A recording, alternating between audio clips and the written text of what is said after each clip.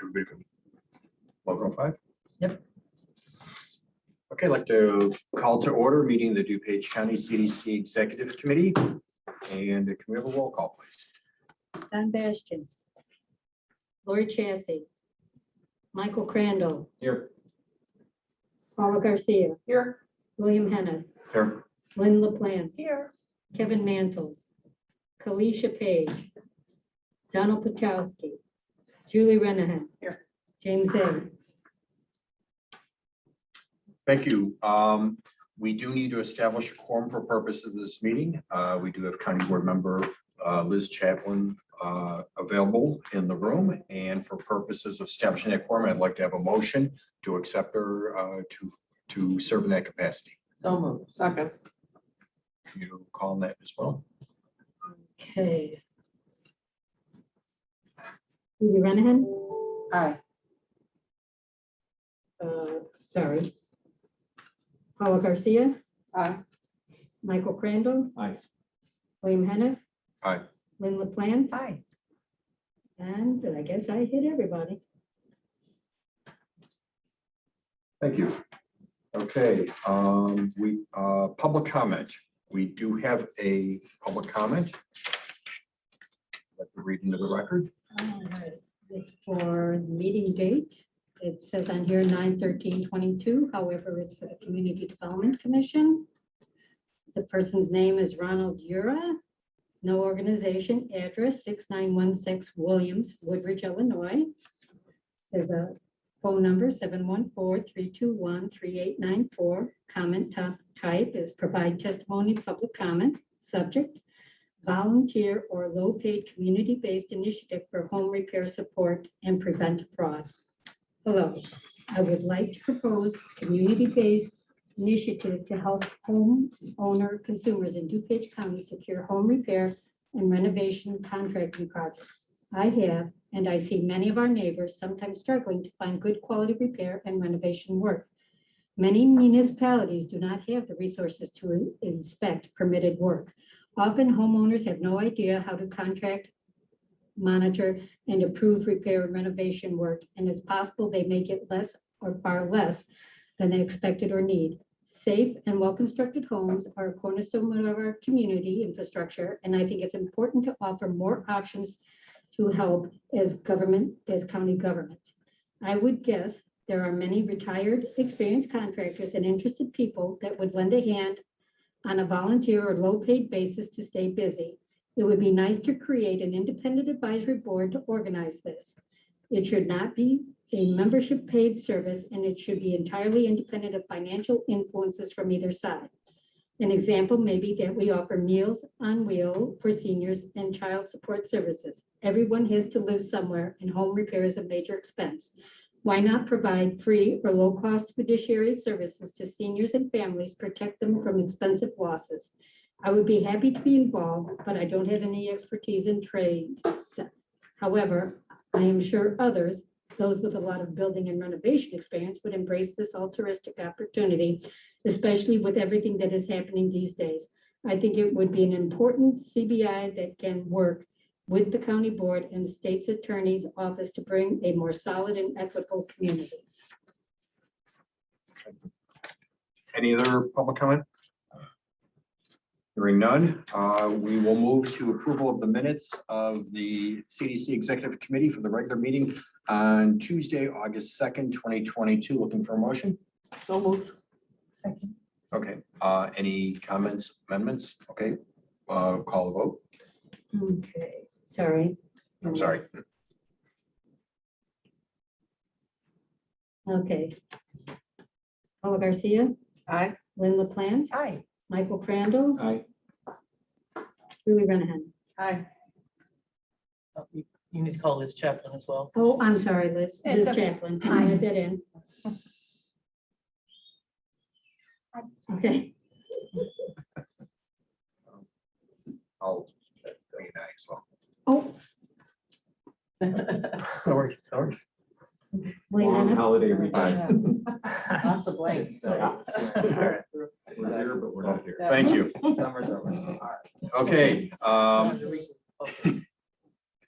moving on, We have an action item, recommendation for approval of a first modification to Emergency Solutions Grant, Coronavirus Related Aid Relief and Economic Security Memorandum of Understanding with DuPage County Department of Community Services Homeless Management Information Systems, project number ESCV 19E, increasing the award by $60,000 for a total grant award of $172,000 and extending the project completion date through December 31st, 2023. And this is a COVID item. So moved. Second. We have first and second. Any staff comment? I think last time I said that this grant was fully budgeted out, I should have probably stated that we had already reached out to everyone for their final ask. So both items today are really part of that same process that we went through last month, where we're trying to just get to fully budgeted. HMIS is our software. The HUD changed, that's how we manage our homeless population or those experiencing homelessness. HUD changed the rules and allowed us to extend HMIS agreements specifically through the end of December of 2023. So we do have a staff member that was hired through this position. We'd like to keep that person on board through December of 2023, and we think $60,000 is what it'll take to do that. From a grant perspective, this allows us to make sure that our, ESG took an enormous increase as part of the ESG COVID. So normally it's a very small allocation. With COVID, it got a lot larger. This just allows us to keep our data software and our data team together for the purposes of the COVID grant. Thank you. Any questions, comments? Okay. One item I would like to kind of suggest, if there's some interest amongst the committee, sometime next year, no rush on this. I wasn't completely familiar with the homeless management information system, so maybe sometime next year at an appropriate meeting, maybe if a light agenda, if there can be a quick primer regarding details regarding that program. Sure, absolutely. Okay, hearing nothing else, so we have a first and second. So this would be a voice. Yes, because it goes Okay. to county board. so Yes. All in favor? Aye. Opposed? Thank you.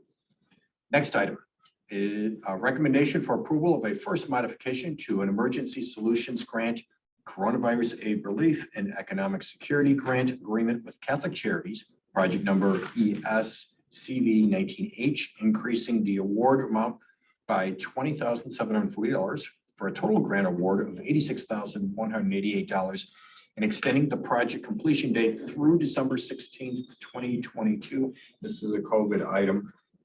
So moved. Second. Okay, we have a first and second. Staff, So, comment? this is for Hope House over in Phil Park, sorry. So it's furniture, supplies, and PPE. We've been talking to them about their needs again since the start of the pandemic. This is where we settled with them. This is based on a quote that they've received. So this should be the actual cost that they're going to pay out. That's why there's a weird completion date, like through December 16th, 2022. That's a little bit the middle of the month, but that's just, we don't anticipate they'll be, we should have everything in October and be done with it before then, but we just wanted to give ourselves a little leeway. But this will help decrease infection risk at the facility going forward. So nothing else to report on this. Thank you. Any comments from the committee members? Okay, all in favor? Aye. Opposed? Okay, thank you. Next is an informational item, Community Development Block Grant Projects Quarterly Update. This was, if you'll recall, this is our actually a suggestion on behalf of member Chavez to have quarterly updates on all of our projects. Unfortunately, HUD still has not given us our 2022 agreements, which means all the 2022 projects will have to be delayed until next construction season. So it's late even by their standards this year. I don't know exactly why, but it's not something that we have. If you'll recall, our timeliness test is January 31 of every year. Now, we did make it last year, which puts us in better shape. You're in the worst shape if you kind of missed 2 years in a row. But for us, in terms of making that measure or not making that measure, it's going to all come down to care center projects. So we will see how things go with supply chain and how things go on their end. We have one that's, say, 60% done, maybe more. We have other ones that we're waiting on windows, we're waiting on pieces. So we'll keep track of it. I'm sorry, you said that was because of HUD that you're behind? So they, but then That they, affects your rating? Yeah, Yes. they still hold you to it. So they could give you the money 3 days before and then they would say, well, you did not pass your timeliness test. But Because that again, makes thankfully, sense. thanks to Well- staff effort, we made it last year, which puts us in better shape. So the measurement date for your timeliness ratio is established statutorily. So Congress would have to make a change to move, so right now it's based on your program year, Okay. which is April 1st for us, and it's 60 days prior to your program year start date. So we don't have the agreements for our program year that started in April of this year. It's absolutely a frustration of every CDBG recipient across the country that we get penalized, particularly in the northern part of the country where if, once October, November comes around, you've lost the construction season. Right. And so, but Congress would have to change that date. And in doing so would basically be admitting that they get the agreements late all the time. So it's a tremendous source of frustration. It's, and it's something that, so HUD staff says we have to do what the regulations say. And the regulations say when, and the regulations also lay out what the penalties are for missing it. So it's tremendously frustrating. When you talk to HUD staff, what they recommend that we do, they're like, well, why don't you just start your program year in like July?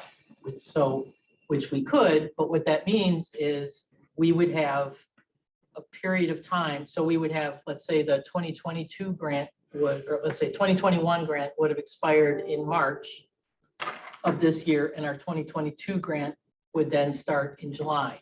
So you'd have those 3 months of having to carry our administrative expenses with no grant to cover it. Now, we typically underspend on admin, but I don't think we underspend to a level that we could absorb 3 months of extra admin costs, which is basically all of our staff salaries. So their solution isn't really the greatest solution either. But that's what they've offered up to us in the past. We'll just change your program year. So then our timeliness would be measured. And not that we get any more construction done. Our timeliness would be measured at the end of, I guess, at the end of March or at the end of April. So it's just one of those circular. Yes. There, I was going to mention for Lori's sake too, there's one delay with the West Chicago project. But it's no fault of the village, no fault of our staff. It's an unfortunate. The contractor had an issue registering in a required federal system and just had a lot of back and forth trying to just get registered, which was frustrating for everyone, but has been resolved, but it caused a long delay. Well, thank you for putting this together. Any comments among the members? It's good to, visually kind of see where everything's at. So as we talk, and particularly since some of these delays, which we've had now for the past few years, telling the story and documenting the story is always so important, because I imagine that you may get a number of these questions in the future. It's just so we have a good story to tell about what we're doing on our end. Right. Okay, other business, anything? Okay, I'll look for a motion to adjourn with our next meeting date being October 4th. Second. Okay, all in favor? Aye. Thank you. Thank you. Thinking maybe we could do an HMIS presentation when we do the full